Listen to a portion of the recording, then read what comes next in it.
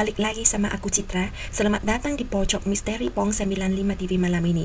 Jujur ya teman-teman, pas aku baca lagi catatan tentang cerita ini, aku sampai harus nyalain semua lampu di kamar. Topik kita hari ini bukan cuma soal hantu biasa, tapi soal ikatan obsesif antara orang yang masih hidup dan yang sudah mati.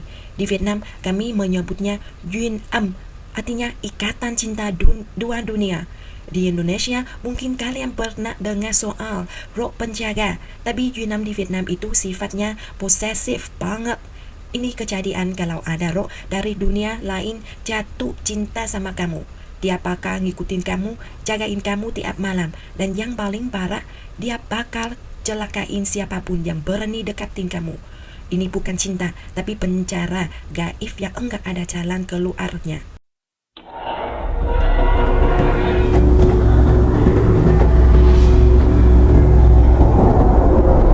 Ceritanya tentang seorang cewek muda yang baru pindah ke apartemen tua di pinggiran kota.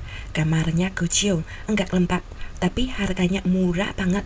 Tapi ternyata harga yang harus dia bayar jauh lebih mahal dari yang dia bayangkan. Baru seminggu pindah, hal-hal aneh mulai kejadian. Tiap malam dia mimpi ada cowok berdiri di sudut kamar, cuma berdiri diam sambil natap dia tajam. Puncaknya adalah pas cewek ini mulai naksir sama temen kantornya. Kalian dengerin bagian ini deh, asli bikin merinding.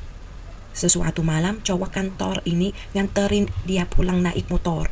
Pas baru sampai depan gerbang apartemen, tiba-tiba rem motornya plong total. Padahal motor udah berhenti, tapi mesinnya tiba-tiba menderu kencang seolah ada yang narik gaspol. Motor itu langsung nabrak tembok di depannya. Cowok itu bata kaki di tempat. Pasti cewek panik mau nolongin. Dia ngerasa ada angin dingin lewat di tengkuknya. Terus ada suara bisikan di kupingnya. Dia enggak pantas buat kamu. Cewek itu awalnya mikir itu cuma kecelakaan biasa. Sampai ada cowok kedua yang mendekat. Ini teman lama yang mau pendekatan. Pas mereka lagi ngopi bareng, baru aja si cowok mau angkat gelas, tiba-tiba gelas kaca itu pecah berkeping-keping di tangannya. Serpihan kacanya nancep di telapak tangan sama mukanya. Darah di mana-mana. Yang ngeri, gelas itu pecah sendiri tanpa ada yang nyenggol. Pas si cewek lihat ke pecahan kaca, dia lihat pantulan dirinya. Dan tepat di belakangnya ada bayangan hitam tinggi besar lagi nyekek lehernya. Sejak itu hidup cewek ini jadi kacau. Dia pulang kerja dia enggak berani langsung masuk rumah. Dia luntang-lantung di jalanan. Tapi kemana pun dia pergi, dia ngerasa ada mata yang ngawasin dari kegelapan. Malam hari benar-benar jadi neraka. Dia enggak berani tidur, semua lampu dinyalain. TV dipasang kencang-kencang biar enggak sepi. Tapi tiap dia merem sebentar aja, bayangan hitam itu muncul lagi. Makhluk itu nindik dadanya, tangannya yang dingin kayak es ngelus-ngelut wajahnya. Dia bisa nyium bau busuk dari napas makhluk itu. Makhluk itu mulai nyakar kulitnya, ninggalin bekas merah di tangan sama paha. Sampai satu malam, cewek ini frustrasi banget. Dia ambil pisau dapur, terus teriak ke udara kosong. Kamu siapa? Kenapa enggak lepasin aku? Salahku apa? Jawabannya cuma suara ketawa hungkuk dari balik pintu lemari baju. Tiba-tiba pintu lemari itu kebuka sendiri. Baju-bajunya dilembar berantakan ke lantai, dan di kaca riasnya muncul tulisan merah darah. Janji di bawah pohon beringin. Apa kamu sudah lupa? Cewek itu teriak histeris, lari keluar rumah tengah malam tanpa alas kaki. Rambutnya acak-acakan kayak orang gila. Dia takut sama rumahnya sendiri, takut sama kegelapan. Besok paginya, orang-orang nemuin dia pingsan di depan gerbang kuil tua. Pas biksu di sana nolongin dan kasih dia minum air suci, baru dia sadar. Biksu itu lihat bekas lepam di lehernya, terus ngehela napas. Ikatan ini udah ada dari kehidupan sebelumnya, nak. Dulu di bawah pohon beringin di desa. Kamu sama dia pernah botong cari buat sumbak darah, sumbak buat hidup mati bareng-bareng, dan bakal ketemu lagi di kehidupan selanjutnya.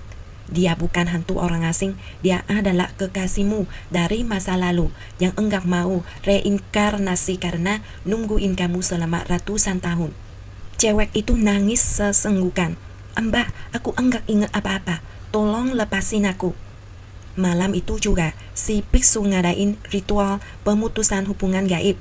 Pas ritual dimulai, suasana jadi sesak banget. Asap dupa bukannya naik ke atas, tapi malah muter-muter ngelilingin si cewek. Tiba-tiba lampu di kuil mati semua. Dalam gelap, cewek itu lihat sosoknya dengan jelas.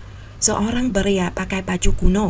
Wajahnya abu-abu pucat, tapi matanya natap dia penuh cinta sekaligus dendam.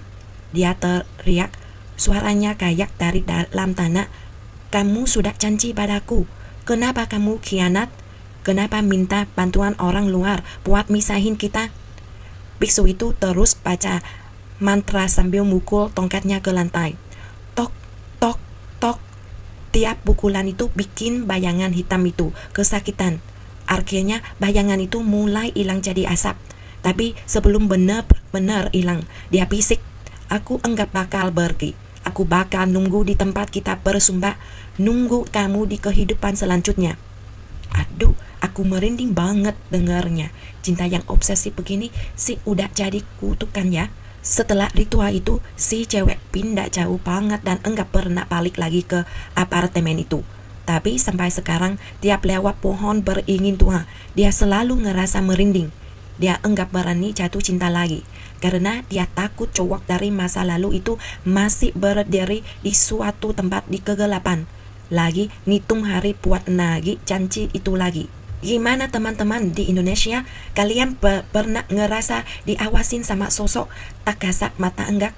Hati-hati ya kalau lagi janji-janji manis pas pacaran. Soalnya yang denger bukan cuma pacar kalian aja. Kasih tahu pendapat kalian di kolom komentar ya. Jangan lupa like dan subscribe Bong 95 TV. Selamat tidur dan jangan lupa tutup pintu lemari baju kalian rapat-rapat ya. Dadah.